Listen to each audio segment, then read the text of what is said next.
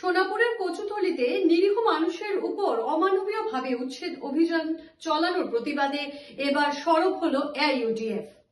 সোনাপুরের কচুতলিতে নিরীহ ব্যক্তিদের উপরে সংঘটিত হওয়া অমানবীয় উচ্ছেদ, হত্যা, নির্যাতন ইত্যাদির বর্বর ঘটনায় তীব্র ভাষায় ধিক্কার জানিয়েছে এআইইউডিএফ।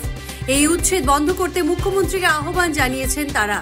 সাথে যুগ যুগ ধরে বসবাস করে আসা নিরীহ মানুষদের সংস্থাপনের ব্যবস্থা করতে তথা ক্ষতিপূরণ দিতেও দলটির বিধায়ক তথা মুখপাত্র ডক্টর হাফিজ রফিকুল ইসলাম আহ্বান জানিয়েছেন। সোনাপুরের কচুতলিতে নিরীহ ব্যক্তিদের উপরে সংঘটিত হওয়া অমানবীয় উচ্ছেদ, হত্যা, নির্যাতন ইত্যাদির বর্বর ঘটনায় তীব্র ভাষায় ধিক্কার জানিয়েছে এআইইউডিএফ।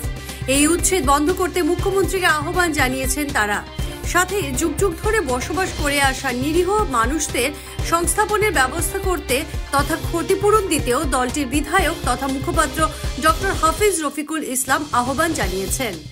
যে কোনো খবরের জন্য যোগাযোগ করুন 7099017330 এবং 7099017110 নম্বরে।